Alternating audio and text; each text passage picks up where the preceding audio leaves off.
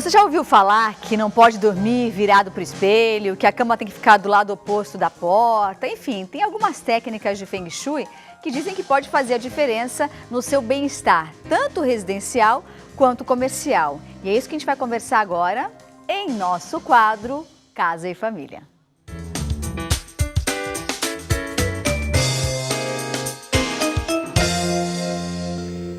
E a especialista em Feng Shui, Cibele Júlio Augusto, está conosco para falar sobre esse tema. Eu lembro da Cibele, ela veio aqui fazer massagem. Massagem. Menina, mas olha, não é à toa que Augusto é apaixonado, hein? Brincadeira, é massagem, é Feng Shui, é tudo de bom na vida, não é? Sim, né? A gente trata o ser humano como um todo. Isso desde o corpo até a casa. Isso é ótimo, com né? certeza. Muito bacana. Vamos dar uma breve explicação do que, como funciona e o que é a técnica do Feng Shui?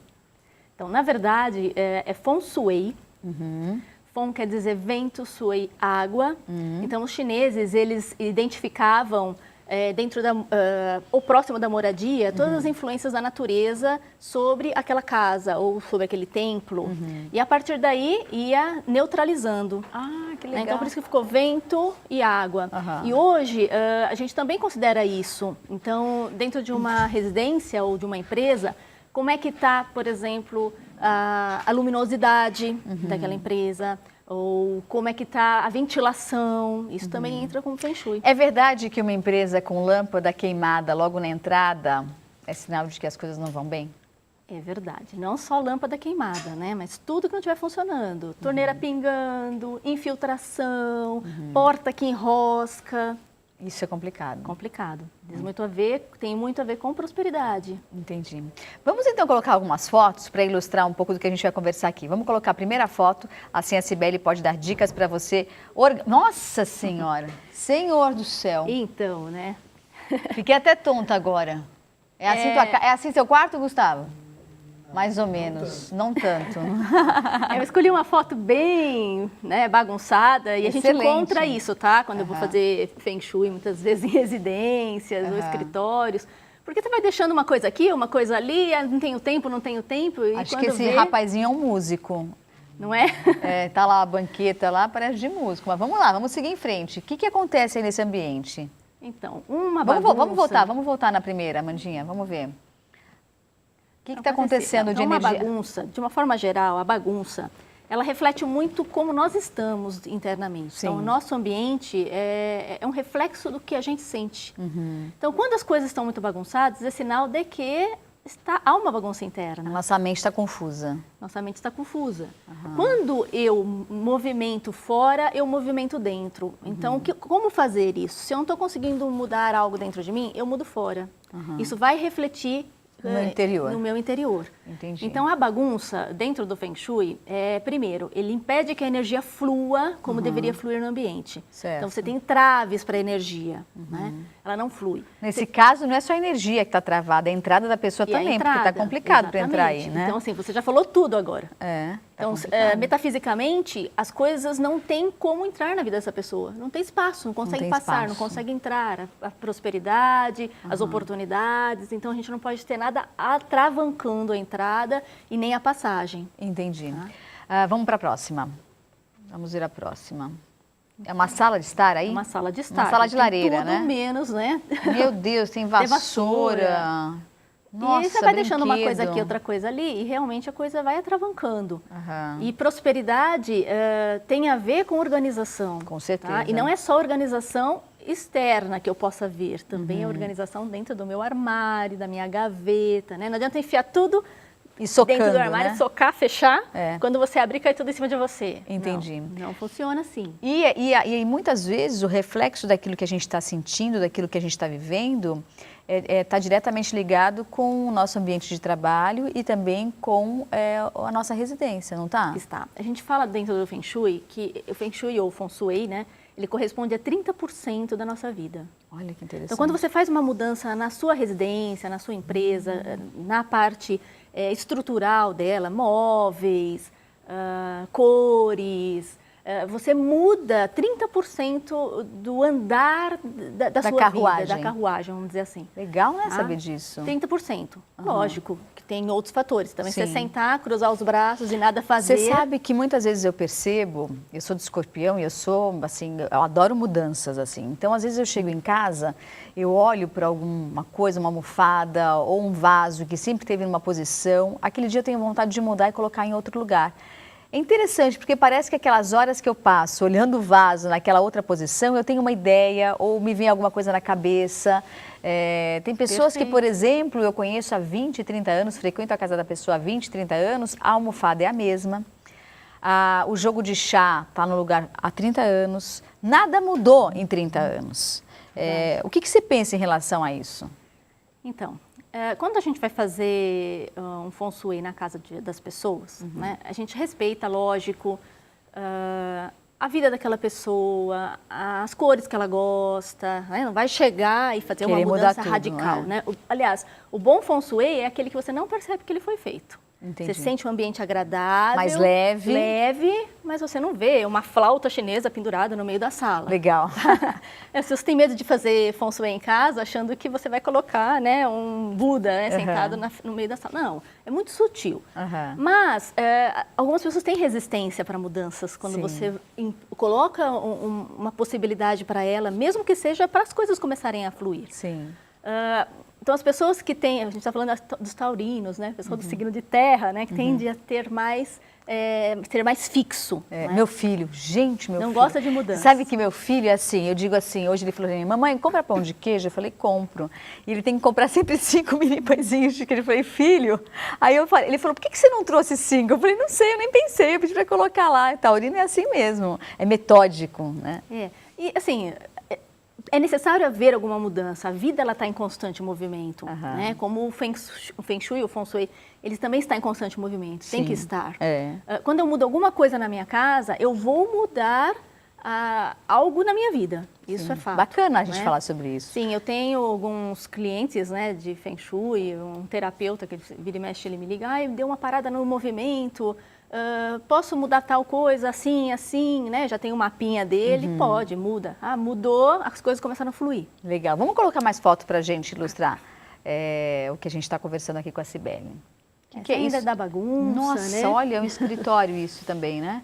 Sim, é um escritório, mas veja bem, a gente for avaliar uma questão de Feng Shui, não só a organização, a luminosidade, o ar não entra, a iluminação conta não muito? Flui, conta muito, tá? Porque a gente fala do Qi. Qi é a energia vital, né, que há no ar. Então, quando não há Qi, é um ambiente doente. Então, você cria fungo, você cria mofo. Então, não é só um ambiente doente energeticamente, mas é um ambiente doente também fisicamente. Aquelas pessoas que têm o hábito de manter todas as janelas de casa fechadas, no inverno, por exemplo. Então, os ácaros, né, fungo, então tem que abrir muito prejudicial, né? Precisa abrir. Vamos ver a próxima. Então, aí tá uma dica. Ai, que diferença, dá até um alívio, assim, ó. Ufa! Não dá uma respirada? Olha só a sensação emocional, né, de ver uma foto e a outra. Por aí já dá para ter uma ideia da energia que você mobiliza num ambiente e no outro. Com certeza. Tá? Aí tá uma dica, né? Para quem tem um escritório, você pode fazer esses nichos, né? Encaixando tudo em caixinhas, e caixas organizados, né? Para deixar um ambiente mais fluídico, né? Exatamente. Que a energia flua, você consegue entrar e sair. E além de ser bonito de se ver, é prático. Exatamente. Né? É prático, ou seja, o tempo que você gastaria para encontrar determinada coisa, se estivesse na bagunça, aqui você vai encontrar uma facilidade incrível. Perfeito. Né? Vamos ver a próxima. Olha que bacana essa organização. Ai, que delícia. Nesta sala, a gente tem o equilíbrio dos 5 elementos em perfeita harmonia. Veja bem, então, terra, através das cores bege, o água, através do preto, o metal, através da mesa, da borda do quadro. A gente tem a terra através do amarelo. E temos o fogo também através do vermelho ali do tapete, dos detalhes do tapete. Então, esse é um ambiente em equilíbrio pelos 5 elementos. Para um ambiente estar em equilíbrio, ele tem que ter todos esses elementos ou não necessariamente? Não. Eu trabalho pelo método da bússola. Tá? Existe o método do chapéu negro, O método da bússola, ele é mais completo e ele é mais complexo também. Então, a gente não norteia a porta de entrada como a área do trabalho. Porque geralmente a porta de entrada é a área do trabalho, é isso? Para o chapéu negro, pelo método do chapéu negro. A bússola não. A bússola a gente tem que nortear a casa da pessoa e você vai colocar o baguá, que seria todas aquelas áreas, saúde, prosperidade, família, fama, né? Relacionamento. Em cima daquela planta, e a área do trabalho pode cair em qualquer lugar. Entendi. Dependendo da área que cair, né? Por exemplo, a área do trabalho é a água. O elemento que rege a água. Certo. Quais são as cores da água? Preto e o azul. Então, é interessante que se coloque essas cores naquele ambiente, por exemplo. Agora, isso também não é um estudo baseado na personalidade do morador ou daquela pessoa, daquele determinado ambiente em que ela vive ou que ela trabalha? Sim, nós fazemos isso também. Então, pela data de nascimento, a gente consegue determinar qual é o elemento de cada uma das pessoas. E a partir daí, você dá uma ênfase maior para aquelas cores, por exemplo, no quarto de dormir, dos filhos ou mesmo do casal. É verdade que a gente não pode dormir se olhando no espelho? Verdade. Mas pode ter o espelho na ponta do pé? Não exatamente de frente com o seu pé. Você pode ter um espelho no quarto, mas você não pode se ver deitada nele e ele não pode estar exatamente no seu pé. Mas, por exemplo, se você tem uma cama, vamos imaginar que aqui está o quarto. Sim. Aqui, assim, está o quarto. Aqui está a cama, aqui tem um armário, aí tem duas portas. Metade da porta reflete os pés, mas você não se vê. E metade da porta não reflete nada. Pode ser? Pode, aí não pode. tem problema. Pode. E por que não é bom ter espelho refletindo a gente enquanto a gente dorme? Uma é a questão energética e outra é a questão subconsciente. Primeiro, quando você se vê no espelho quando você está dormindo, o seu subconsciente ele entende que existe uma outra pessoa ali como se estivesse te olhando dormir. Ah, entendi. Então, isso causa um medo, uma insegurança inconsciente. Você não vai ter um bom sono. Entendi. E energeticamente, né, a gente libera muita energia quando a gente está dormindo, de tensão e tudo mais. Então, se você tem um espelho logo no seu pé, ele reflete e volta. Ah, e é verdade que a gente também tem que manter sempre a tampa da privada fechada e a porta do banheiro fechada antes de dormir? Sim, sempre. Por quê? Porque onde é o banheiro? O banheiro é onde as energias são perniciosas. Né? Existem algumas coisas que a gente pode fazer, isso todo mundo, que são básicos, independente da área que caia no banheiro, né? Que é deixar tudo tapado, colocar drusas de ametista no banheiro. Então, que é a pedra drusa? ametista. A pedra? Drusa é aquela pedra que tem várias pontinhas. Ah, sei, né? sei. Então, uma drusa de ametista ou pedras de ametista no banheiro, porque essa pedra ela tem uma característica de transmutação. Ah, é? Então, ela transmuta a energia do banheiro. E é bom ter plantinha dentro do quarto? No quarto é questionável. Aí depende da planta. Por exemplo, no banheiro... Mas se for assim, um vasinho como esse aqui? Tudo bem. Tudo bem? O que não é bom ter dentro de casa de vasos? Plantas pontudas, por exemplo, espada de São Jorge. Não é bom? Não. Nossa, estava quase comprando para levar lá em casa. Brigas internas. Sério? Ainda bem que eu não comprei, Deus me livre. Nem plantas pontudas, cactos, nem pensar. Sério? Sim. Qual é a melhor planta para ter em casa, na entrada de casa? Depois a gente volta naquela foto que a Mandinha colocou. Plantas com as folhas arredondadas. Por exemplo, fora de casa você pode pôr as suas espadas de São Jorge. Hall de entrada. Hall de entrada, folhas arredondadas ou que tenham flores, como se você estivesse recepcionando todo mundo que estiver chegando. Entendi. Uma varanda, por exemplo, hoje em dia está muito na moda a varanda gourmet. Qual o tipo de planta que você sugere? A mesma coisa, você está recepcionando as pessoas, então tem que ser algo agradável, que as pessoas olhem e elas se sintam confortáveis. Se você tiver um cacto, né, como se você estivesse empurrando elas para lá, espetando elas. Então, algo agradável, com flores, folhas arredondadas, que dê uma sensação boa ao ver. Legal. Na cozinha, o que você sugere e aquilo que não pode ter? Remédio, por exemplo. Tem muitas pessoas que gostam de fazer aquelas bandejinhas e colocar os remédios ou as vitaminas que vão tomar diariamente. Pode. O que você pensa em relação a isso? Não tem problema ficar na cozinha. A cozinha, existem algumas coisas que a gente pode pôr para ativar prosperidade na cozinha, isso sempre. Fruteiras com frutas naturais sobre a mesa ou num canto da mesa, quadros com fartura, com alimentos ou mesmo frutas, bem-vindo. Tem alguma cor que você sugere para usar na cozinha? Quando a gente faz um Feng Shui, a gente considera também a parte de cromoterapia. tem algumas cores que não estimulam a alimentação. Por exemplo, o azul e o verde. O ideal seria colocar amarelo, laranja ou alguma coisinha vermelha, bem leve de vermelho. Entendi. Tá? Para você ter uma digestão melhor. Entendi. Vamos para o quarto de bebê. Hoje em dia a gente tem cada decoração linda de quarto de bebê, tanto de menino quanto de menina, mas tem algumas decorações que são bem ousadas. E aí às vezes eu me pergunto, será que essa criança vai descansar nesse quarto? Pois é. O que seria ideal para um quarto de bebê? Para qualquer quarto, de bebê principalmente, tons pastéis. Sempre tons pastéis, azulzinho, rosinha, cores claras. Verdinha. Tomar cuidado com excesso de coisas, né? Um monte de bichinho pendurado, um monte de prateleira, coisas que você tem que ficar desviando o tempo todo. Nem pensar, né? Tem que deixar espaço para a energia fluir. Cuidado com a posição da cama do bebê. Como é que tem que ficar? O ideal é que fique longe da porta, que os pés do berço não fiquem para a porta e que a cabeça, se possível, não fique para a janela.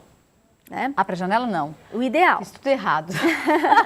O ideal, se tiver uma possibilidade de você colocar o berço de uma forma que a porta fique, por exemplo, à direita ou à esquerda do berço, é o ideal, e que não tenha janela atrás. Entendi. Tá? Mas entre a janela e a porta, fique com a janela. Fique com a janela. Fique com a janela. Entendi. E aí essa criança cresceu, por exemplo, meu filho tem 6 anos de idade, tem um monte de brinquedo no quarto, e aí a gente tem que saber organizar para não ficar aquela bagunça. Mas também não posso esconder todos os brinquedos, senão ele não vai saber o que ele tem e também não vai dar valor para aquilo que ele adquiriu, né? Como eu organizo um quarto de um menino, por exemplo, cheio de brinquedo, e de menina também, cheio de boneca? Sim, você pode pôr em caixas, né? Ou em cestos ou em caixas, que você coloca, guarda tudo lá, coloca em algum compartimento ou embaixo. Mas não aparecendo? Não aparecendo. Tá tudo errado. Ah, meu Deus do céu. Olha aí, tá vendo? Entendi. Vamos agora, então, para encerrar, para a sala de estar, que hoje em dia se tornou também a sala de TV. Antigamente você tinha a sala de TV, hoje em dia a sala de estar é junto com a de TV, enfim, você consegue agregar tudo em um único ambiente. O que é essencial ter nesse lugar? Sala de estar. Um tapete é interessante porque o tapete ele une as pessoas, ele une o ambiente.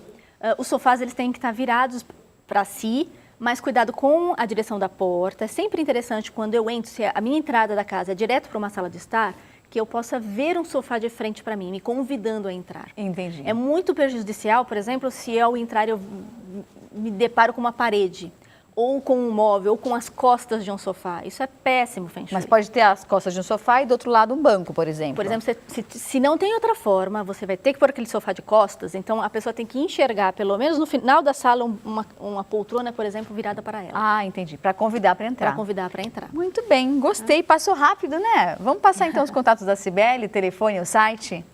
Então, nosso site www.animaterapia.com.br e o telefone 4437-3399. Se quiser fazer um Feng Shui na sua casa, é só nos contatar. É maravilhoso, tá? E já vi que tem um monte de coisa errada na minha, né? Obrigada, viu, Cibele? Eu que agradeço. Obrigada.